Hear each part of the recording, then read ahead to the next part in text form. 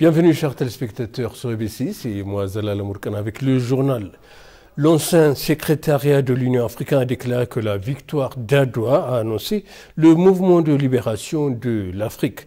L'ambassadeur du secrétariat John Fassoni a déclaré à ETV que l'esprit Adwa a jeté les bases de création d'une solution africaine aux problèmes africains. La victoire monumentale d'Adwa a écrasé l'idée de la suprématie blanche et des colonisateurs qui étaient censés faire pression sur le peuple noir. S'adressant à ETV, l'ancien secrétaire de l'Union africaine a attesté que la victoire d'Adwa avait inspiré le mouvement de libération africain qui était sous l'oppression de colonisation. Elle a également permis à l'Éthiopie de devenir l'un des pères fondateurs de Ligue des Nations et a permis aux voix africaines de se faire entendre au niveau continental et international.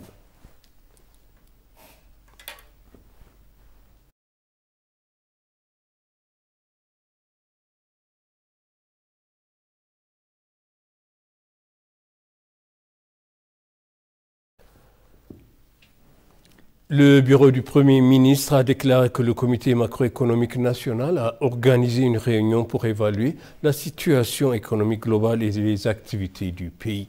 Il convient de rappeler que le comité national macroéconomique, présidé par le Premier ministre Abiy Ahmed, est l'organe central qui coordonne l'élaboration des politiques économiques au sein du gouvernement.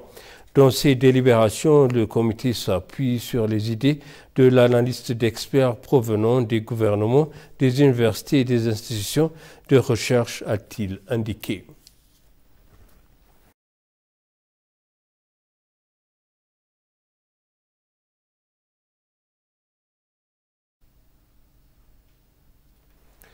Une délégation commerciale pakistanaise composée de plus de 80 investisseurs se rendra ici en Éthiopie demain pour explorer les opportunités des affaires et d'investissement, a confirmé l'ambassadeur d'Éthiopie au Pakistan, Jamal Bakr. La visite de cette délégation commerciale a été censée renforcer davantage les relations commerciales bilatérales des deux pays, a-t-on appris. Pendant ce temps, Ethiopian Airlines prévoit également de commencer des vols entre Karachi et Addis Abeba à partir du 26 mars 2023. En outre, la compagnie aérienne servira de lien entre le Pakistan, l'Afrique et le reste du monde, car elle relie l'Éthiopie et Karachi, a-t-il été indiqué.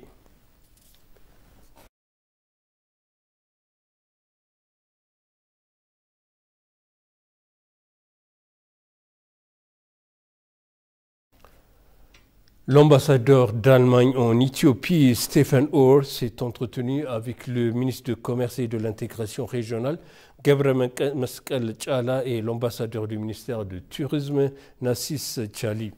La discussion entre l'ambassadeur d'Allemagne et les deux responsables du gouvernement éthiopien a porté sur les moyens de renforcer la coopération bilatérale entre l'Éthiopie et l'Allemagne dans le secteur du commerce et du tourisme.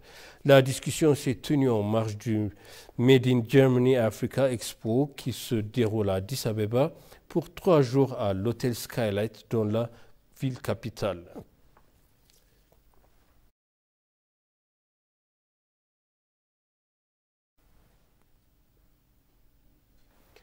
Le ministre des Affaires étrangères de l'Éthiopie, Demek Mekonnen, s'est entretenu avec le ministre des Affaires étrangères de Kazakhstan et de la Serbie.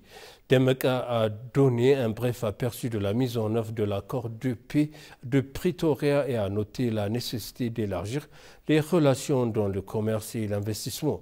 Le vice-ministre des Affaires étrangères du Kazakhstan, Kanat Toumis, a apprécié le progrès politique et économique du gouvernement éthiopien. En outre, Demek a également eu des entretiens avec Ivica Davic, premier vice-ministre et ministre des Affaires étrangères de la République de Serbie, sur des questions visant à renforcer davantage les relations historiques entre les deux pays.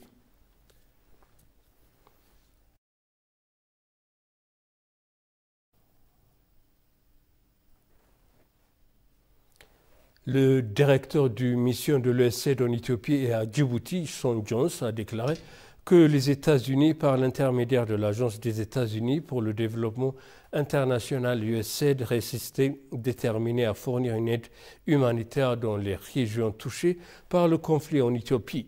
Le niveau d'accès aux zones de Tigray s'est amélioré à la suite de l'accord de cessation des hospitalités, a déclaré John Jones à l'agence de presse éthiopienne.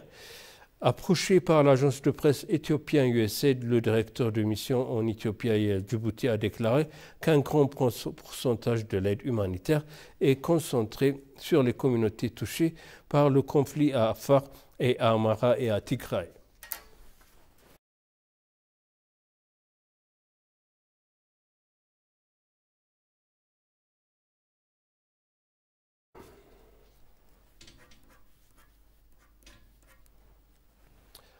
Et pour conclure le journal, la Banque commerciale d'Éthiopie, propriété de l'État, est la plus grande institution financière commerciale d'Éthiopie. La banque fournit des services bancaires numériques en collaboration avec Ethio Telecom, Commercial Bank of Ethiopia et Safaricom Ethiopia ont signé un accord de collaboration visant à étendre et renforcer les opérations bancaires numériques. Au cours de la cérémonie de signature, le président du Commercial Bank of Ethiopia, Abisano, a déclaré que le protocole d'accord jette les bases d'un partenariat mutuellement bénéfique et améliore la banque numérique. Le directeur général de Safaricom, Anwar Sousa, a déclaré que Safaricom souhaitait partager sa vaste expertise avec CBE.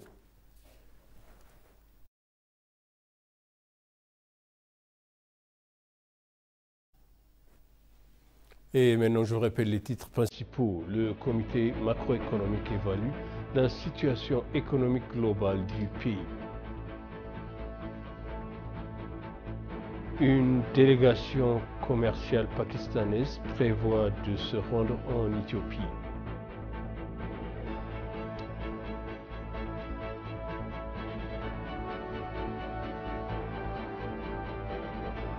Chers téléspectateurs, s'achève le journal. C'était moi, Zalal Amourkana, avec vous. Je suis Timbo, suite de programme.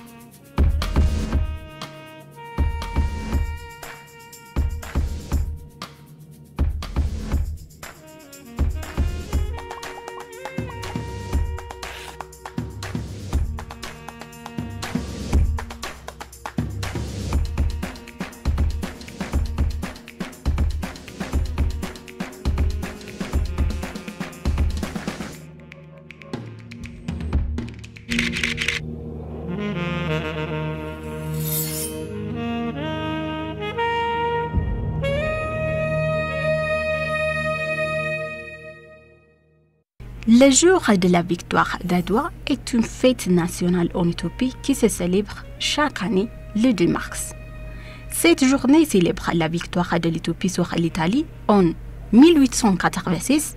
Après de nombreuses années de conflits et de guerres avec l'Italie, l'Éthiopie a pu vaincre les forces italiennes et assurer la victoire dans la ville Adwa. Adwa est devenu un symbole prééminent du panafricanisme et assurer la souveraineté éthiopienne jusqu'à la deuxième guerre italo-éthiopienne 40 ans plus tard. À cette date, en 1886, l'Éthiopie a vaincu l'armée coloniale italienne lors de la bataille d'Adwa. Cette victoire marque le déclin du colonialisme européen en Afrique noire. Adwa a fait de l'Éthiopie un symbole de liberté pour les Noirs dans le monde. Adwa témoigne potentiellement de ce que les Africains ordinaires peuvent faire lorsqu'ils s'unissent en tant qu'agriculteurs, éleveurs, femmes et ruraux, travailleurs et artistes. Ils sont capables de remporter une victoire décisive contre les forces colonialistes mondiales.